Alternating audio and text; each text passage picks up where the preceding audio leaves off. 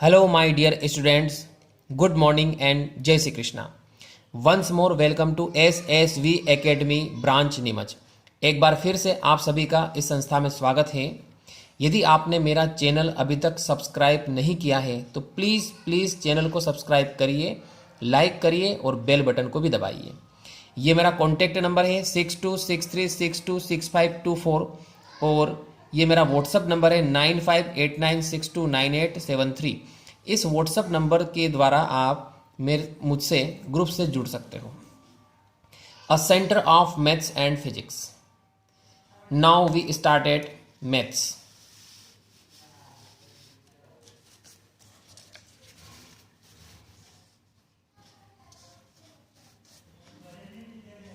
BSc third year,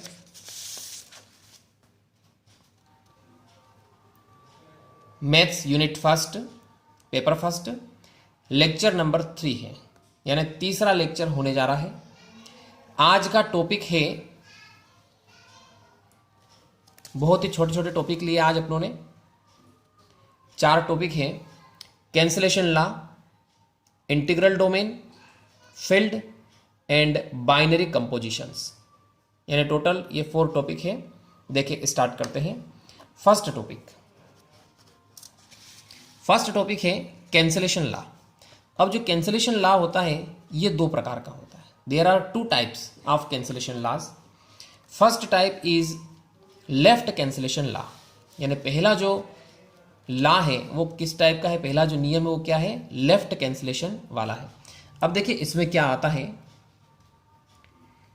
for every A B and C belongs to R, यानी प्रत्येक element ए B सी जो कि किस में से लिए गए हैं, आर में से लिए गए हैं, देन इट इंप्लाइज दैट यदि ऐसा आता है ए बी इक्वल टू ए सी, तो अगर इसको ऐसा लिख सकते हैं, देखिए यहां पे ए से ए कैंसिल हो जाएगा, क्लियर। तो इसका मतलब क्या आया है, बी इक्वल टू सी। ये हो गया लेफ्ट कैंसिलेशन लॉ, क्योंकि अपनों ने जो डिजिट है ए को लेफ्ट साइड से कैंसिल किया है। अब यहां पे कंडीशन ये है कि वेयर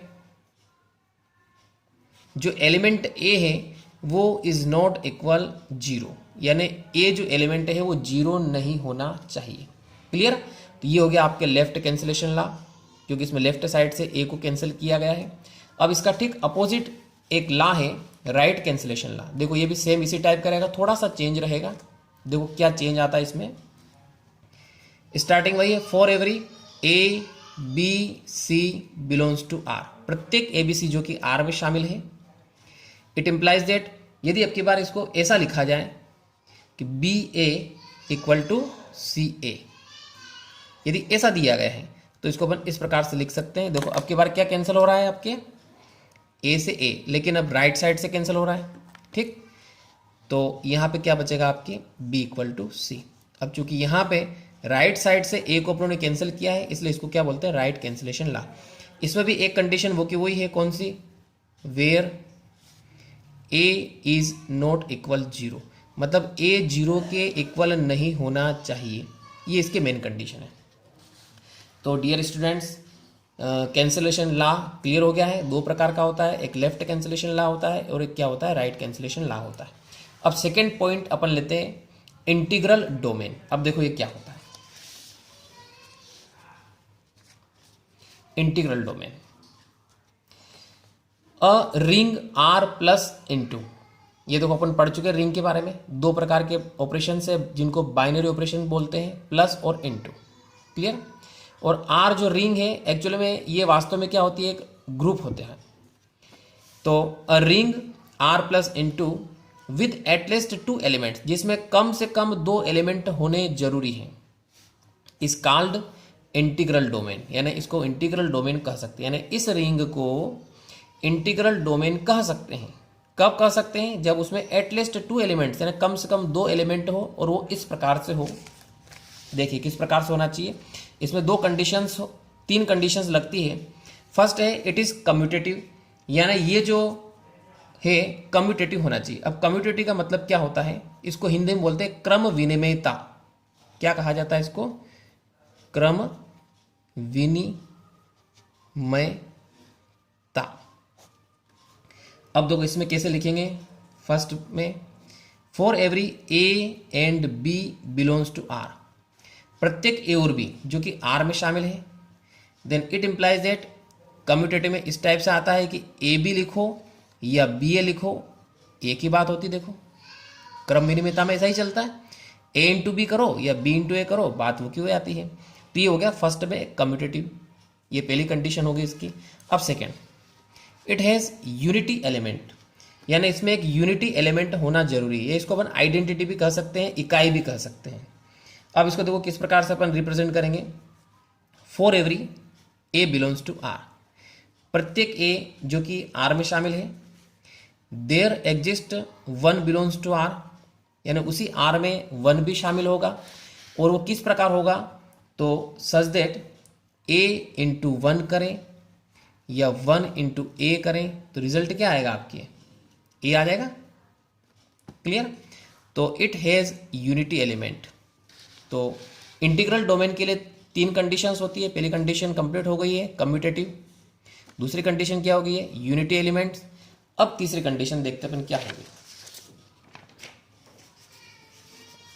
देखिए ये तीसरी कंडीशन है, it is without zero divisors. अब ये इसका मतलब क्या होता है, इसका मतलब ये होता है कि for every A and B belongs to R, प्रत्येक ए और बी जो कि आर में शामिल है, और वो किस प्रकार से है कि ए इंटू बी जीरो दिया गया है। ठीक। अब ये कब होगा, ये कब हो सकता है, इफ ओनली इफ, ये जो सिंबल होता है ये कहलाता है इफ ओनली इफ, या तो ए जीरो हो या फिर क्या जीरो हो, बी जीरो हो। यानी टू डिजिट का मल्टीप्लाई जीरो कब होगा, जब या तो पहला डिजिट जीरो हो, ठीक, या फिर दूसरा डिजिट जीरो हो। इसको बोलते हैं विदाउट जीरो डिवाइजर्स। तो तीन कंडीशंस फॉलो हो रही है। तो जब तीन कंडीशंस फॉलो होती हैं तब इसको अपन क्या कहते हैं, इंटीग्रल डोमेन कहेंगे इस रिंग को। क्लियर। तो रिंग आर प्लस इंटू को इंटीग्रल डोमेन कब कहेंगे, जब तीन कंडीशंस या तीन प्रॉपर्टी सेटिस्फाई हो। पहली property commutative, second property unity element, और थर्ड प्रॉपर्टी क्या आ गई है आपके, without zero divisors. Clear students. अब देखिए तीसरा टॉपिक अपन लेते हैं। तीसरा टॉपिक है फील्ड के बारे में। अब फील्ड क्या होता है देखिए, तो फील्ड ये भी एक प्रकार से एक रिंग होती है। तो a ring R plus into with at least two elements, यानी एक रिंग आर प्लस इंटू, ये प्लस इंटू क्या है, बाइनरी ऑपरेशन से है, जिसमें कम से कम दो एलिमेंट्स हो, is called a field. Field कहा जाता है। कब कहा जाता है, देखिए इसमें भी अलग अलग प्रॉपर्टीज है। पहली प्रॉपर्टी सेम वैसे की वैसी आ गई है जो भी जस्ट पढ़ी अपनों ने, यानी इट इज कम्यूटेटिव। अब कम्यूटेटिव का मतलब क्या होगा, अभी जस्ट पढ़ा था देखो अपने, for every A and B belongs to R, प्रत्येक ए और बी आर में शामिल है। तो इसका मतलब ये हुआ है कि ए इंटू बी करो या बी इंटू ए करो, एक ही बात है। क्लियर। तो पहली प्रॉपर्टी तो सेम हो गई है जो इंटीग्रल डोमेन के अंदर थी, कम्यूटेटिव प्रॉपर्टी, यानी क्रम विनिमयता नियम। क्या कहते हैं इसको, क्रम विनिमयता, यानी कम्यूटेटिव। अब सेकेंड प्रॉपर्टी, अब देखिए सेकेंड प्रॉपर्टी भी वैसी की वैसी आ गई है, यानी इट हैज यूनिटी एलिमेंट। इसमें भी उसी टाइप से लिखेंगे, for every A belongs to R, there exist one belongs to R, और सच दैट किस प्रकार से होगा कि ए इंटू वन करें या वन इंटू ए करें तो रिजल्ट क्या आना चाहिए, ए आना चाहिए। Is that clear. तो सेकेंड प्रॉपर्टी कंप्लीट हो गई है। अब थर्ड प्रॉपर्टी, यानी केवल दोनों में इंटीग्रल डोमेन और फील्ड में थोड़ा सा चेंज है, तीसरी प्रॉपर्टी इसमें चेंज हो जाती है। अब देखिए इसमें तीसरी प्रॉपर्टी क्या आएगी, तीसरी प्रॉपर्टी आएगी for every A belongs to R, प्रत्येक ए जो कि आर में शामिल है, then it implies that A inverse belongs to R where A is not equal 0। यानी पहली कंडीशन मतलब तीसरी कंडीशन क्या हो गई है कि etch non zero element has its multiplication inverse in R, यानी प्रत्येक एलिमेंट का इनवर्स भी उसमें विद्यमान होगा। इनवर्स मतलब जिसको कहें अपन प्रतिलोम, तो प्रत्येक अवयव का प्रतिलोम भी उसके अंदर विद्यमान होगा, उपस्थित होगा। तो तीन प्रॉपर्टी से यदि सेटिस्फाई होती है, यानी कम्यूटेटिव प्रॉपर्टी, यूनिटी एलिमेंट्स और मल्टीप्लिकेशन इनवर्स, ये तीनों प्रॉपर्टी यदि सेटिस्फाई होती हैं तब अपन इस रिंग को क्या कहेंगे, फील्ड कहेंगे। क्लियर हो गया है। अब देखिए लास्ट टॉपिक है आज का, बाइनरी कंपोजिशंस। अब बाइनरी कंपोजिशंस क्या होता है? बाइनरी का मतलब तो क्या होगा, दो प्रकार की संक्रियाएं प्लस और इनटू, और कंपोजिशन का मतलब होता है सम्मिलन करना। अब ये दो प्रकार से होता है बाइनरी कंपोजिशन, एक होता है इंटरनल और एक होता है एक्सटर्नल। अब देखिए इंटरनल कंपोजिशन कैसे होता है। इंटरनल कंपोजिशन यानी अंतः सम्मिलन, यानी आंतरिक सम्मिलन कैसे होता है देखो। अब मैपिंग, एक मैपिंग यानी प्रतिचित्रण की बात करते हैं। प्रतिचित्रण किस प्रकार से है कि V क्रॉस V से V की तरफ है, इज कॉल्ड इंटरनल कंपोजिशन, यानी F such that V cross V to V, ये इंटरनल कंपोजिशन कहलाता है। अब ये इंटरनल कंपोजिशन देखो कब कहलाता है, उसके लिए अपन बात करते हैं। तो for every alpha and beta belongs to V, प्रत्येक एल्फा और बीटा V में शामिल है, तो इट इंप्लाइज दैट इनका प्लस करेंगे तो वो भी V में ही मिलेगा। क्लियर, यानी V में से आपने दो एलिमेंट उठा लिए अल्फा बीटा, तो उनका प्लस करेंगे तो प्लस भी उसी V के अंदर, इस V के अंदर मिलेगा। क्लियर, तो इधर से जो V लिया है उसमें से अपनों ने दो एलिमेंट उठाए अल्फा बीटा, इनका प्लस किया तो प्लस अगले इस V में मिलेगा, तो इसको बोलते हैं इंटरनल कंपोजिशन। ठीक, अब यहाँ पे V क्या है, तो where V is a non empty set, यानी एक अरिक्त समुच्चय है। नॉन एम्प्टी का मतलब क्या होता है, अरिक्त समुच्चय। Is that clear. अब देखिए लास्ट बच रहा अपने इंटरनल कंपोजिशन कंप्लीट हो गया है। अब बात करते हैं अपन एक्सटर्नल कंपोजिशन की। देखिए